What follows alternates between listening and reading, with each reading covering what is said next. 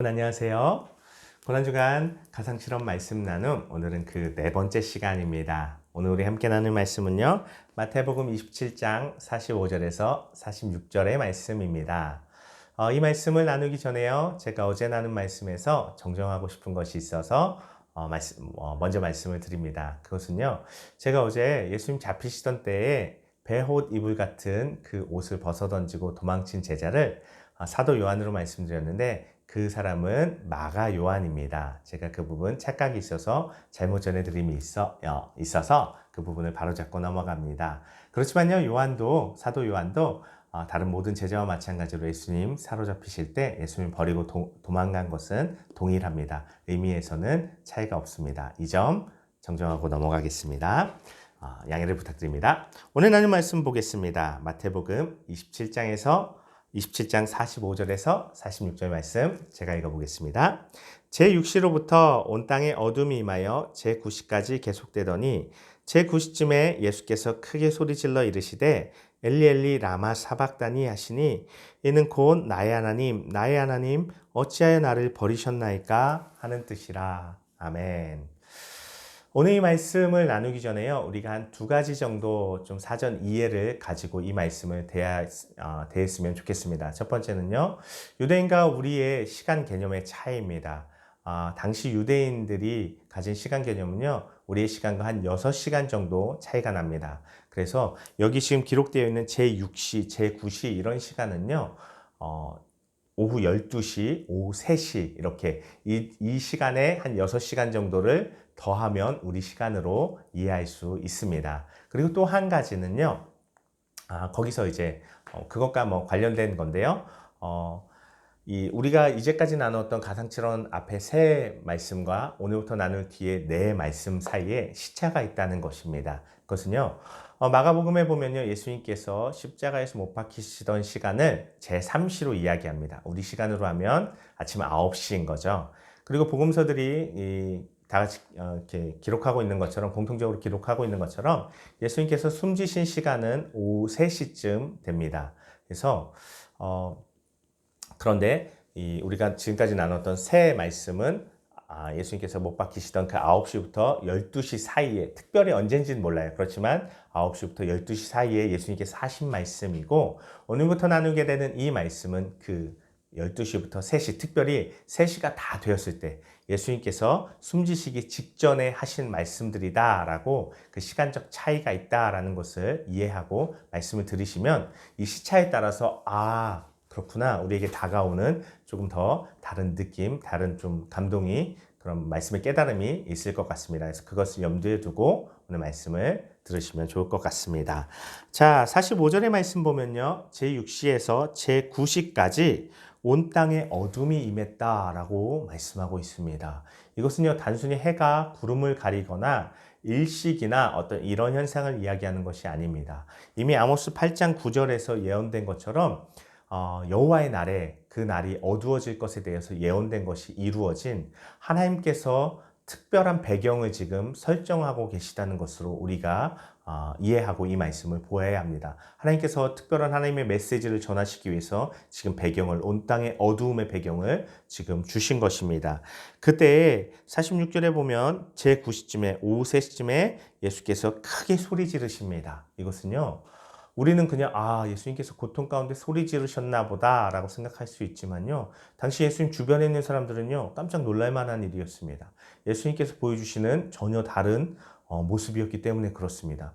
보통의 죄수들은요, 십자가에 못 박힌 죄수들은 제가 주일 설교에서도 말씀드린 것처럼 힘이 다 빠지고 고통이 극에 달해서 신음소리조차 내지 못하고 힘이 전혀 없는 상태로 죽음에 이르게 됩니다. 그런데 예수님께서 죽음 직전에 크게 소리를 지르신 것이죠. 그렇기 때문에 사람들의 관심과 주의를 잡아끌기에 충분한 그런 예수님의 모습이고 예수님의 말씀이었습니다.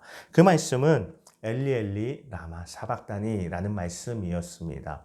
이 말씀을요, 저는 이 말씀을 들을 때마다 제 머릿속에 떠오르는 한 장면이 있습니다. 그것은 영화 패션 오브 크라이스트에 보면 예수님께서 십자가에서 못 박히신 그 모습, 온 얼굴이 피범벅이 되고 가시멜 육안에는 피가 이렇게 엉기고 한 그런 모습 가운데, 한쪽 눈이 떠지지도 않는 그런 모습 가운데 예수님을 연기하는 배우가 정말 간절하게 이 말을 내뱉는 그 모습이 저에게 너무나도 인상적이어서 이 말씀이 기억이 나는데요. 여러분도 특별히 고난주간 패션 오브 크라이스트를 한번 다시 보면서 좀 그 은혜를 그 은혜를 좀 다시금 새롭게 좀 경험할 수 있으면 좋겠다라는 생각도 해보는데요. 어쨌든 굉장히 간절하게 이 대사를 합니다. 근데 이 말씀의 의미는 나의 하나님, 어찌하여 나를 버리셨나이까 하는 말씀인데요.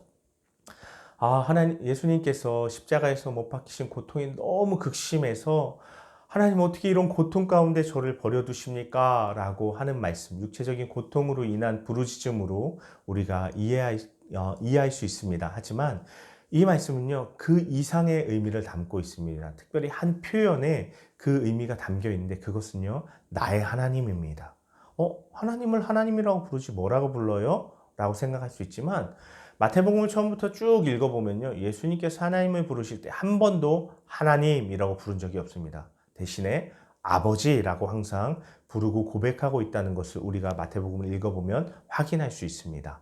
예수님께서 아버지라고 부르셨다는 것은 하나님을 그만큼 가깝게, 하나님께 대해서 정말 그 충만한 애정과 사랑 가운데, 그 관계 가운데 하나님을 부르셨다는 것을 우리가 이해할 수 있는 것입니다. 그런데 여기서 하나님이라고 부르는 것입니다. 뭔가 관계가 멀어진 느낌을 받고 있다는 것입니다. 뭔가 관계가 어려워졌다는 것을 느낄 수 있는 것입니다. 오늘 이 성경 말씀 가운데 기록되어 있지는 않지만요, 낮 12시부터 오후 3시까지 어둠이 임했을 때 예수님은요, 그 속으로 간절히 하나님을 찾았을 것입니다. 하나님, 나와 함께하여 주셔서 내가 이 고통을 감당할 수 있게 해주십시오. 하나님, 나를 붙들어 주십시오라고 하나님 함께하시며 간절히 구했을 것입니다. 그런데 오늘 이 말씀, 하나님 어찌하여 나를 버리셨나이까? 라는 이 말씀을 보니까요, 하나님은 아무 응답도, 아무런 역사도, 하나님은 느끼실 만한 그 어떤 일도 예수님께 베풀어 주시지 않으셨다는 것을 우리가 깨달을 수 있습니다. 예수님께서 하나님께 완전히 버림받고 완전히 관계가 깨어져서, 왜 그런 거 있잖아요. 우리가 하나님께 기도하지만 아무도 듣고 있지 않는 것 같은 그러한 느낌, 그런 절박함, 지금 그러한 상황 가운데 예수님께서 처해 있다는 것입니다.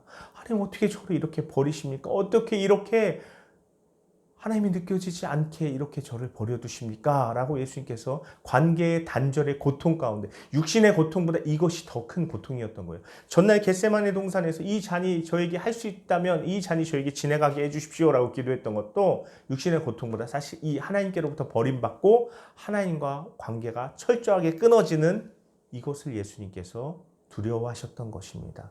사실 그런데 이 예수님이 당하시고 있는 이 고통은요, 죄인된 우리가 당해야 했던 것입니다. 십자가에서의 이 육신의 고통과 이 어떤 하나님께 버림받은 이 관계의 단절의 고통은요, 하나님께서 죄인에게 쏟으시는 진노의 모습이었습니다. 그런데 그것을 지금 예수님께서 당하시고 계신 것입니다. 하나님께 철저히 버림받은 그 고통을 예수님께서 우리 대신 당하셨다는 것입니다. 우리가 이것을, 이 예수님의 모습을 통해서 기억해야 합니다. 우리의 죄악 가운데 하나님께서 쏟으시는 진노가 얼마나 무서운 것인지, 또 예수님께서 우리 대신 당해 주신 그 고통이 얼마나 큰 것인지를 우리가 깨닫고 그 은혜를 우리가 붙들고 그 은혜 가운데 우리가 나아가기를 힘써야 한다는 것입니다. 하나님께서 우리에게 주신 은혜, 예수님께서 우리에게 베풀어 주신 사랑, 결코 가벼운 것이 아니라는 것입니다. 우리가 이 세상 살면서 하나님 없어도 괜찮은 것처럼, 하나님 없어도 잘 사는 것처럼 생각하지만 아니라는 것입니다. 오늘 이 말씀에서 보듯이 하나님의 진노가 쏟아지는 그때의 그 고통은 예수님도 감당할 수 없을 정도로 극심한, 너무나도 처절한 고통이라는 것, 어찌하여 나를 버리셨나이까? 라고 고백할 수밖에 없는 그 고통이라는 것을 우리가 깨달아야 한다는 것입니다. 그럼에도 불구하고 오늘 말씀 가운데 또 한 가지 우리가 기억해야 할 것은, 그럼에도 불구하고 하나님께 버림받은 것 같은 이 순간에도 예수님은 하나님을 붙들고 나의 하나님으로 고백했다는 것입니다. 하나님께 대한 그 소망과 하나님을 붙들고 의지함을 놓지 않고 하나님을 붙들므로 이 모든 고통과 이 모든 버림받음을 감당하고 당해내셨다는 것입니다. 이 예수님의 모습 가운데 때로는 우리가 하나님께 거절된 것 같고 하나님께서 우리에게 응답하시지 않는 것 같은 순간에도 우리 또한 이 예수님의 모습처럼 하나님 나의 하나님이시잖아요. 하나님 나의 아버지시잖아요. 그런 하나님과의 관계, 하나님과의 그런 우리가 하나님을 붙드는 그 애씀이 우리에게 있어야 한다는 것을 오늘 예수님을 통해서 우리가 깨달을 수 있어야 한다는 것입니다. 하나님께서 지금 잠깐 예수님을 그 죄인에게 쏟으시는 진노로 예수님을 버리시는 것 같았지만 예수님의 이 하나님을 붙드시는 나의 하나님이라는 이 고백처럼 하나님은 다시금 예수님을 부활시키시고 하나님 우편에 앉히셨습니다. 우리도 마찬가지입니다. 우리에게 때로 하나님께서 하나님 어떻게 나를 버리십니까? 왜 이런 큰 고통을 주십니까? 할 수 있지만 하나님 아무 고통 가운데 응답하시지 않는 것 같은 순간도 있지만 그 순간 하나님 우리와 함께 하시고 계시고 나의 하나님으로 하나님을 붙들 때 하나님께서 우리 가운데 역사하신다는 것을 우리가 기억해야 할 것입니다. 우리가 이 오늘 예수님 십자가 가상칠언 그 네 번째 말씀을 통해서 이러한 것들을 깨닫고 이런 은혜 가운데 더 하나님 앞에 나아가기를 힘써야 할 줄로 믿습니다. 저와 여러분이 그러한 하나님의 풍성하신 은혜를 오늘 말씀 네 번째 이 가상칠언의 말씀을 통해서 그런 풍성한 하나님의 은혜를 누리시게 되기를 바라고 축복합니다. 기도하겠습니다. 하나님 감사합니다. 오늘 말씀을 통해서 죄인에게 쏟으신 하나님의 진노가 얼마나 크고 두려운 것인지를 깨닫게 해주심에 감사드립니다. 또 예수님께서 예수님조차도 감당할 수 없는 그 극심한 버림받음의 고통을 우리를 위해서 감당해 주셨음을 또한 깨닫고 감사드립니다. 하나님 우리에게 베풀어 주신 은혜가 이렇게 크고 놀라운 것인데 우리가 예수님의 그 은혜와 희생을 아버지 외면하지 않게 하시고 오히려 그 은혜에 들어감을 더 힘쓰게 하여 주시고 극심한 고통 가운데도 나의 하나님으로 하나님을 붙들고 있는 그 예수님의 모습 가운데 우리가 이 땅 가운데 살아가는 가운데 당하게 되는 그 어려움 가운데서 때론 하나님께서 나를 버리신 것 같고 응답하시지 않는 것 같은 그 순간 가운데에도 하나님 나와 함께 하시고 하나님 나를 붙들고 계심을 믿으며 우리도 나의 하나님, 나의 아버지로 고백하며 하나님의 은혜를 구하며 그 어려움의 때를 이기며 나아갈 수 있는 우리의 삶이 되게 하여 주시옵소서.